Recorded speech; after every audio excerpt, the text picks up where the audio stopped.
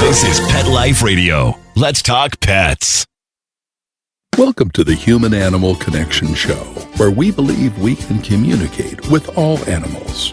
Join us as we explore the 33 principles and healing methods of the human-animal connection.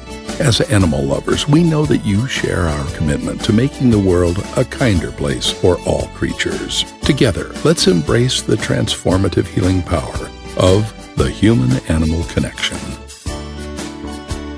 Hi, everyone. It's Jeannie Joseph from the Human Animal Connection. So glad you're with us because this show is going to be life-changing, I know, for you and the animals who share your life.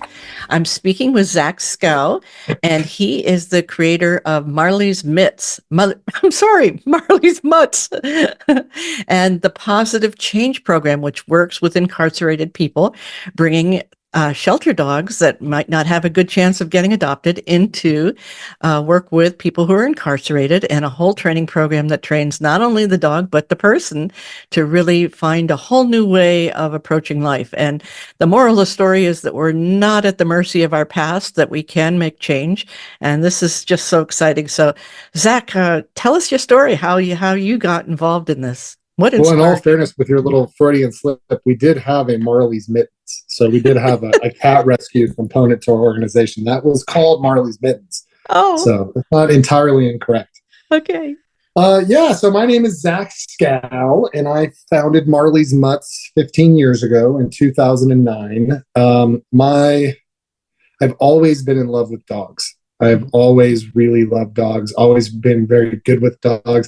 My first memory is being bit by a dog, believe it or not, a wolf hybrid in the bum.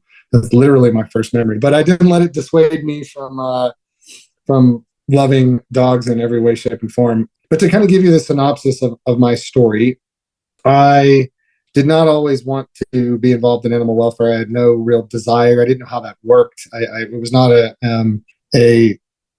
I was not intrigued about becoming part of the pet industry. That was never part of my trajectory. My dad was an aeronautical engineer and a pilot, so I wanted to be, a fighter pilot. That's what my dad did. He was a Top Gun instructor. And I grew up, my heroes have always been fighter pilots. So that was what I wanted to do. And long story short, I fell victim to the rigors and the pressure and the attractiveness of alcohol and drugs at a very early age, without going into all of my childhood traumas and the rest of like the sociocultural kind of surroundings. I just became enveloped with that, started drinking at an early age, started using drugs at an early age, and became head over heels addicted to that process of filling myself with alcohol and drugs so that I could be with myself. It was very, very difficult for me to be with myself if I was not intoxicated. I had just a deep self-loathing, a deep unappreciation of myself. I didn't see what other people saw in me. And I was just kind of, as I shared before, just an egomaniac with a tremendous inferiority complex. I didn't think much of myself, but that's all that I thought about, if that makes sense. Yes. And I started my work experience with dogs started in the early 2000s when my dad moved up to Kern County. And I started volunteering at the Kern County Animal Shelter in Mojave, at the Mojave Air and Spaceport.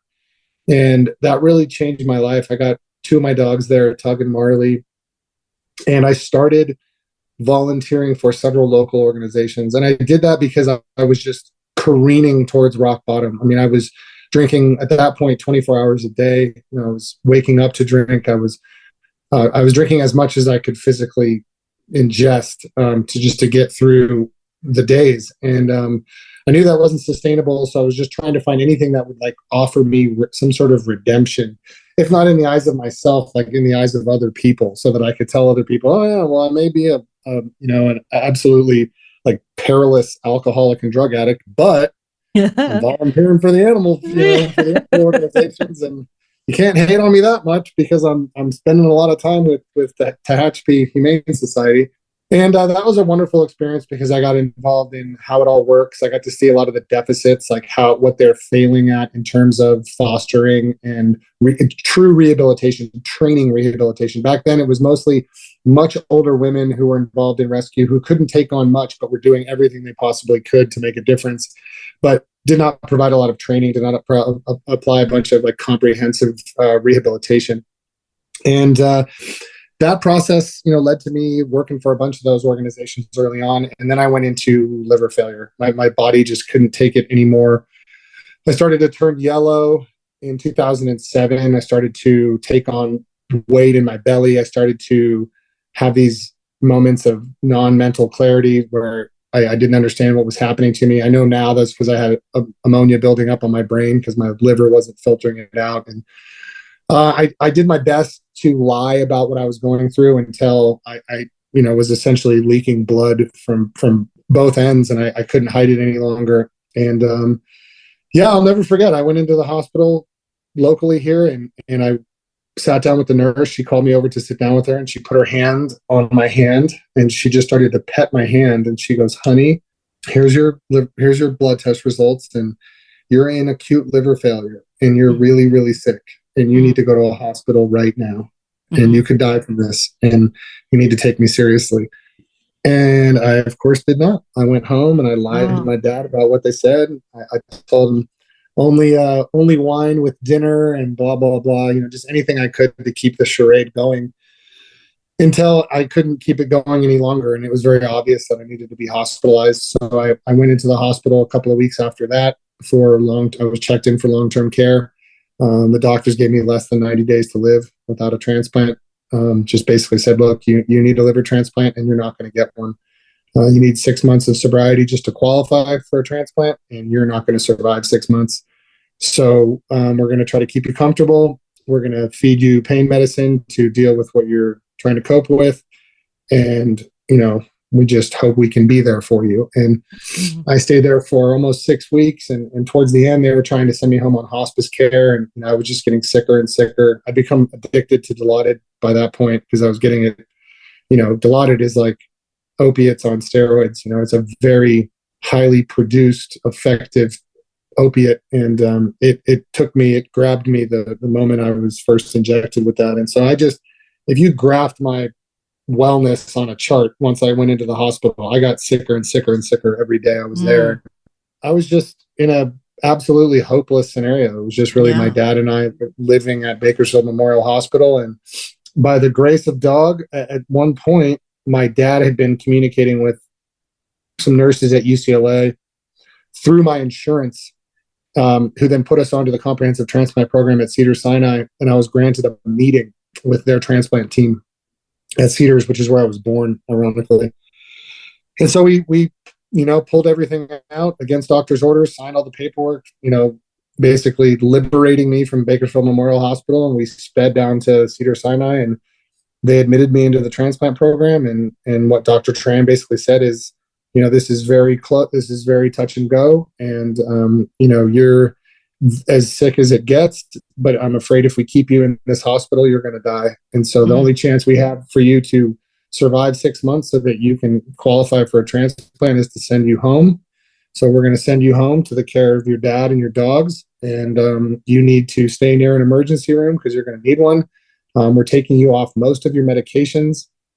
You're going to have to kick opiates also. And they sent me home, and it was terrible. It was the worst experience of my life. I mean, there is a dread. There is a full body, full transom dread that comes over you when you are kicking opiates. And I was so physically ill that just the process of getting through opiate withdrawal was potentially deadly. Like I was convulsing. I was having a really hard time mentally, spiritually. My brain kept defaulting to suicide. It was just to get out, to leave. Like I wasn't going to physically survive. So what am I even trying to survive for? I couldn't cope. I didn't know how to be strong. I didn't know how to be strong outside of my dad and my dogs. They were the only strong things in my life. And how were the dogs responding to you when you were in that condition? What did they, Well, Tug was my main boy, Tug and Marley. And Tug It was very interesting. While I was hospitalized, my dad used to come. He used to tell me, this is going to make me emotional. My dad had a hard time because he was the only one staying with me, and I was at the hospital for 6 weeks, and so he was there every day with me. And he would tell me, son, I need you to come home. I need you to come home because I can't get Tug to come in the damn house.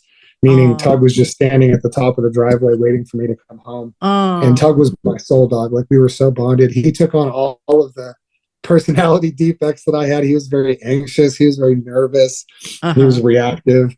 And that's what he would always tell me about Tug, is that he couldn't get, Tug was just waiting outside for me until I would come home. And then when I did get home, going through opiate withdrawal with my dogs was the only thing that saved me in that moment. I was so chronically suicidal and I just didn't know what was real. I was having hallucinations and having that 90-pound Rottweiler in bed with me, just grounding me. He was just breathing. I just remember feeling his chest go up and down and having that be rooted into that strength, because I was terrified, full stop terrified. 10 out of 10 terrified every second of every day. Like, I just really didn't know how to cope with what was coming at me. And I didn't know what was real. And Marley, just his strength and his poise and his confidence really helped root me in what was real and what wasn't real. So he really helped me get through that. And really what occurred was, after going through withdrawal, I was still not ready to face the world in any way, shape, or form, but I started fostering dogs again for the Humane Society. I started to bring in some dogs into the pack because I knew I needed to walk. One of the things the transplant hospital told me is, you need to move. If you have any hope of surviving 6 months, you need to move your body. I had terrible edema. My ankles were gigantic. My anything down from my knees was huge. I was just very, very ill. And so the dogs would help me put one foot in front of the other, get out there. But they really facilitated an entire shift to take the focus off of me and put it into something else. And that was the most critical development that occurred with me. Was all of my days, it took a while to get there, but my days quickly became absorbed with facilitating rescue and rehabilitation for these dogs. I would take their pictures, I would write their stories, I would write these really beautiful, creative stories that I didn't have any creative outlet prior to that. So taking these images and writing these fictional stories about why the dogs were at the shelter and what their life experience was and who they were and what made them tick. They were very funny, and I was putting them up all over town. So just the process of getting out of my own egotistical self-loathing into facilitating a new life for this animal, writing these stories, taking these pictures. I then had to take them into town and put up all the posters all over town. So I was yellow at the time. I had a huge belly. I used to duct tape. My belly button was herniated. I used to duct tape my belly button down so you couldn't see. I always wore sunglasses so you couldn't see how yellow my eyes were. And so I had to face a lot of my fears in advocating for the dogs, just getting out of trying to interact sober, just trying to do anything sober for the first time in my life, And I always had Marley with me. That having that boy with me really helped me overcome a lot of personal fears and anxieties, like unfounded anxieties that prevented me from going out in public. I just would much rather stew in my own self-pity than get out there. And Marley just really didn't let me do that. So it's just so amazing that loving an animal can take us out of our self-loathing hell. It can just connect us to something bigger than ourselves. And the dogs, they don't judge us. They're like, oh, okay, just take me for a walk. The key to recovery is service. There is no other way. If people wanted to boil down recovery or service, rehabilitation into one sentence, it has everything to do with being of service. You will not recover. You will not, fundamentally rehabilitate unless a good portion of your life and your focus and your energy is put towards serving something else. What I learned the hard way for many, many years is that, overindulgent self-criticism and critique it will kill you slowly. It's very difficult to exist between my ears. Really, really is hard to be me. I'm not saying that to feel sorry for me, but I just have a repetitive narrative that tells me I'm not good enough. And when you start to get out there and work for something other than yourself, you start to build value in yourself, and you start to gain self-esteem. Like that was the one thing that lacked.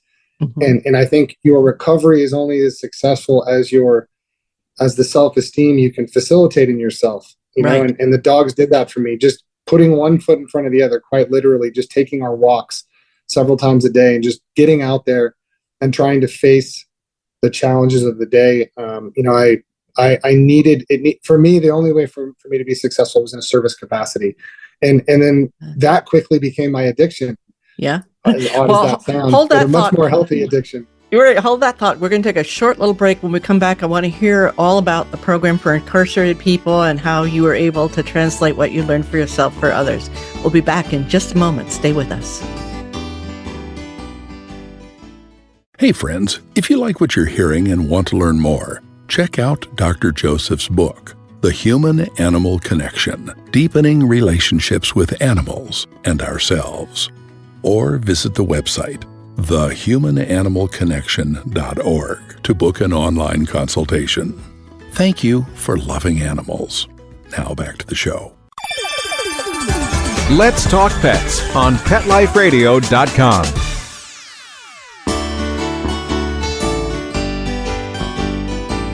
Welcome back to the Human Animal Connection, and we're going to hear all about how Marley's Mutts got started. Go for it.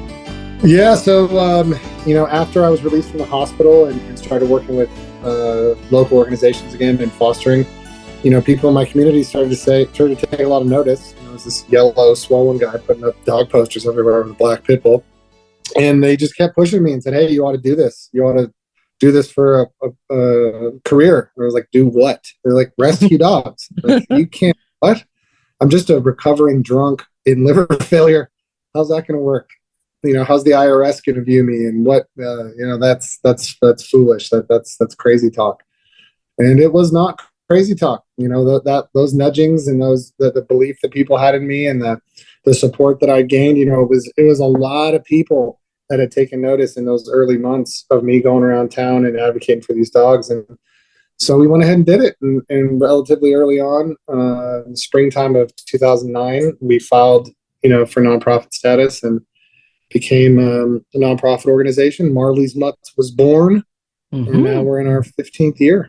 Oh, that's so incredible. Of existence. Yeah. So I want to make sure we get to talk about the program for incarcerated people. Tell us a little bit about how it works. So you're working with shelter dogs, right? So you're picking dogs from the shelter? So Pawsitive Change Program is a comprehensive inmate canine training program that's focused on providing hope and opportunity to incarcerated people and pets. What I mean by that is the dogs that we pull are young, large, juvenile dogs, right? Pitties, Huskies, Shepherds, the most euthanized dogs in our shelter environment without the tools for adoption. So most of these dogs are liabilities on a leash, liabilities at a dog park, liabilities in your house, et cetera, and so forth. And for those reasons, they're not adopted. Yeah.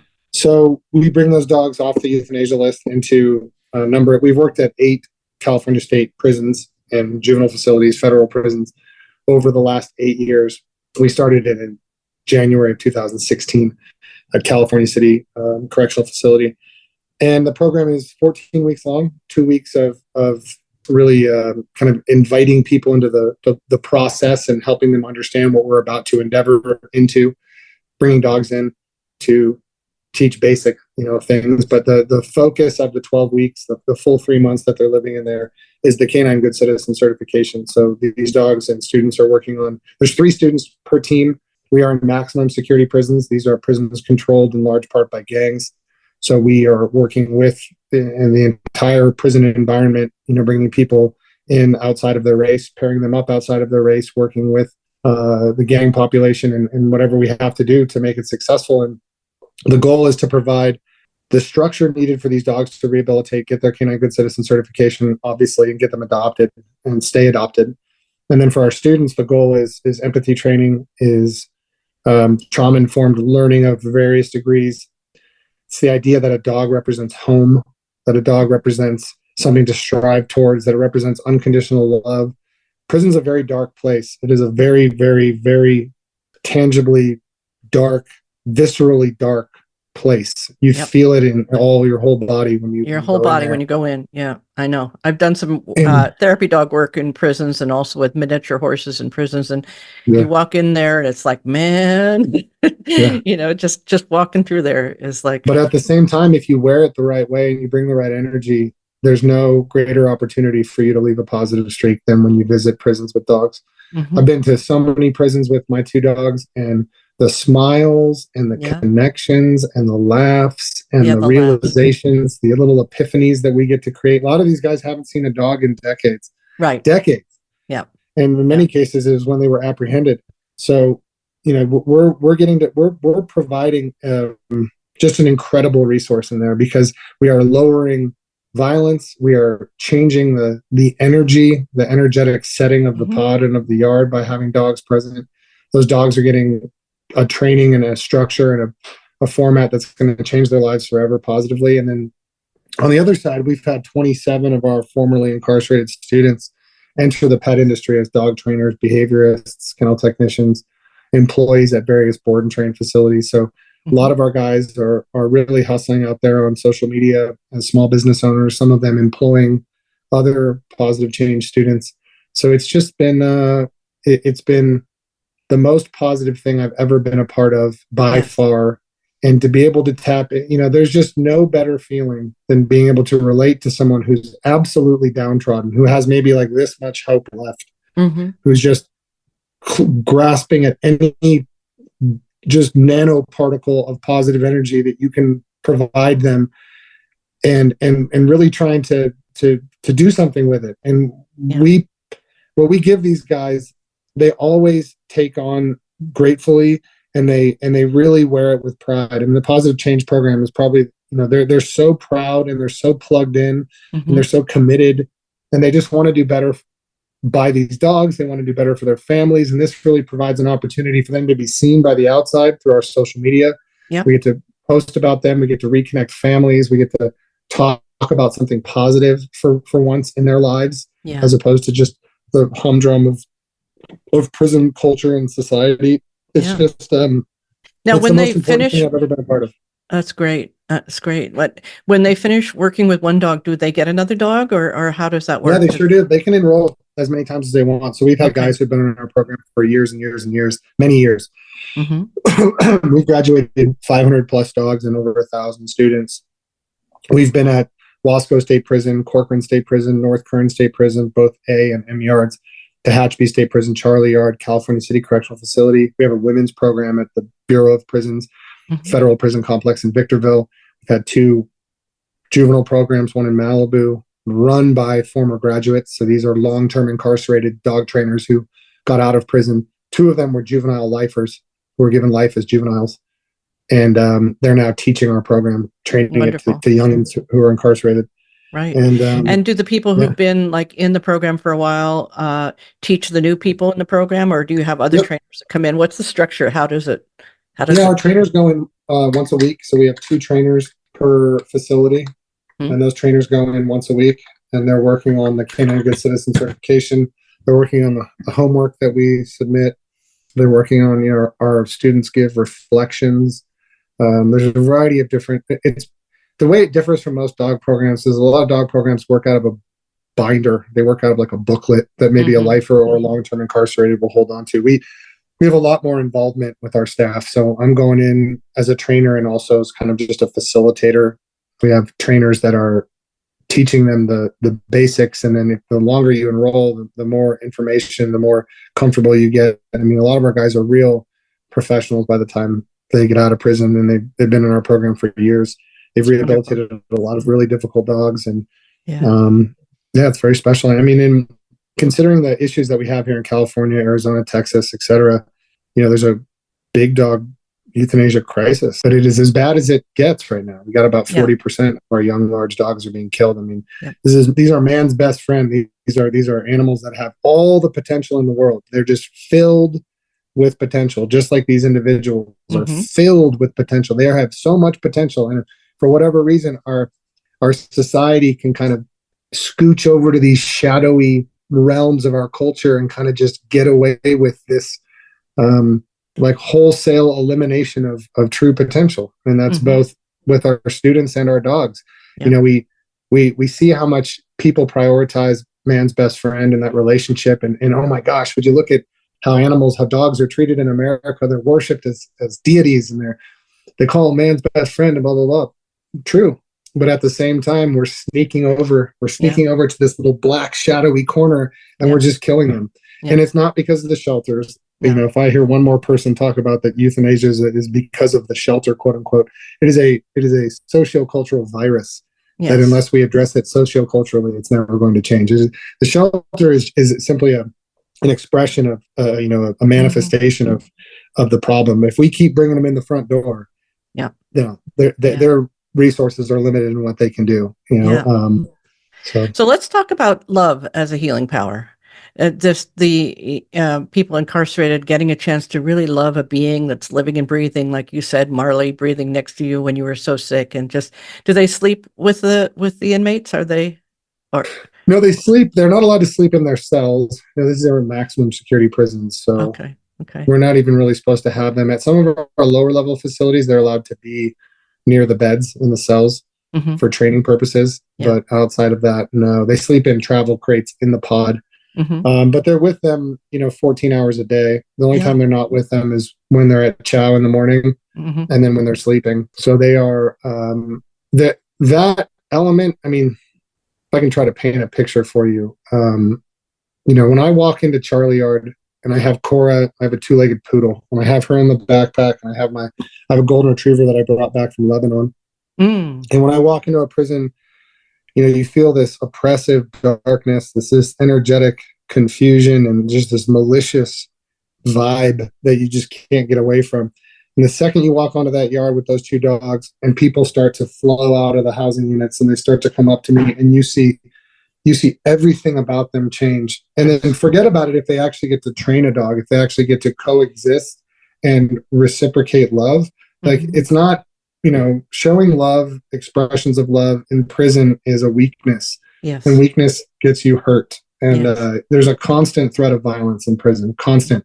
And when I mean constant threat of violence, it's not just violence. It's like terminal violence. There's immortal violence. There's a threat of literally losing your life in these places.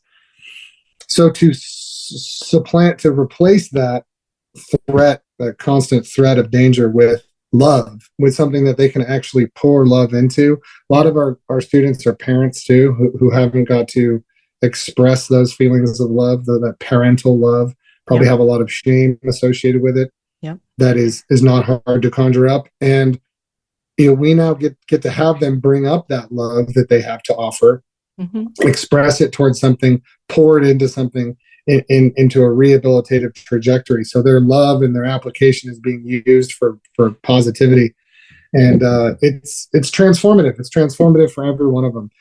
And most of our guys too have been politicking, living in prison as typical inmates, working the prison politics that are kind of required for you to be there. So the dog program sometimes is the first time that our students will have stepped away from that prison culture and focused on bettering themselves. Yes. So they're revelatory experiences. They're beautiful, beautiful, loving, just the definition. If you boil the human animal bond, if you boil that man mutt love synergy down to its simplest form, that's what I see in there. Because you got a human that's tragically, terribly suffering. They might not always express it on the outside but they're suffering in a way that's hard to explain. So in a way that's hard to contemplate. And in many cases, these dogs are also suffering. They don't know their place in the world. They're very formative. They don't have a lot of context. And when you bring those two things together and you provide a home for one another's love and a way for that love and all of the, not just the love, but the bad things too. They're able to be synergistic with the bad things. They can interact with their own deficits as well and realize that it's going to be okay. You don't have to be perfect with a dog, Right. It's just beautiful. And to see, one of the most impactful things are the stories of the families when they see their loved one working with the dogs, when they see an interview that's posted on our social media and a lot of these kiddos haven't seen their parents in years, much less had something positive to think about in reference to them. And so to see your Tio or your dad or your whatever working and putting their time towards rehabilitating and saving a life, it's immeasurably valuable. Yes, that's wonderful. Absolutely wonderful. If people want to learn more about your program, how do they get in touch? You can follow us on social media, Pawsitive Change, PAWSITIVE, Pawsitive Change Program. Marley's Mutts. Our Facebook page, which had almost 1 million followers, was hijacked, so we're still trying to get that back. Oh, yeah. At Marley's Mutts, at Pawsitive Change Program. I'm Zack Skow at ZACHSKOW. And you can also go to marleysmutts.org. So marleysmutts.org is our website. You can donate there. You can get involved. And we're always looking for, we are probably going to be pivoting to attempting to add different types of therapeutic programming for the prison system.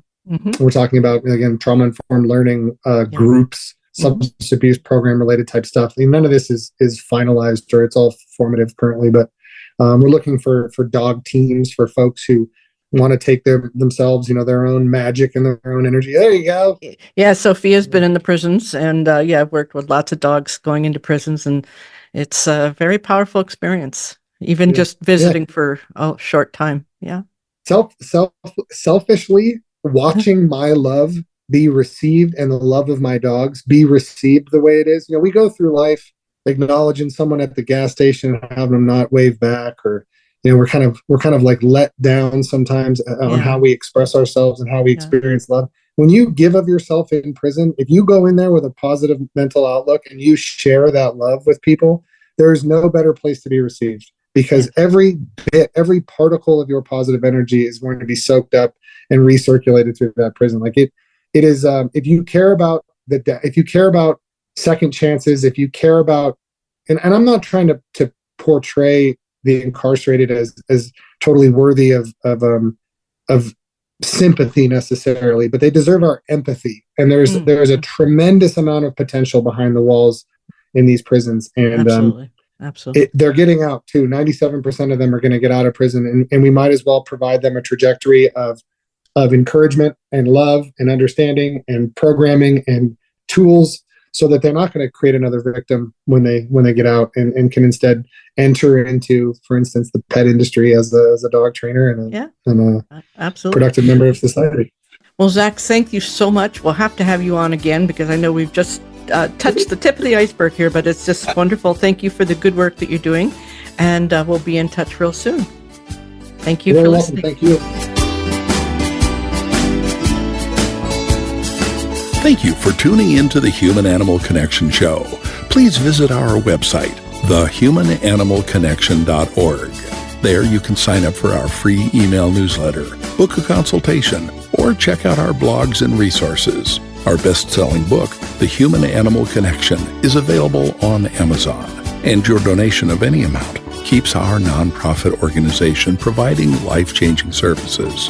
You can reach Michael Overly, author of Let Your Dog Lead, Musings on How to Create an Exceptional Life, on his website at dogsandmen.com, or email michael@dogsandmen.com. Let's Talk Pets, every week on demand, only on PetLifeRadio.com.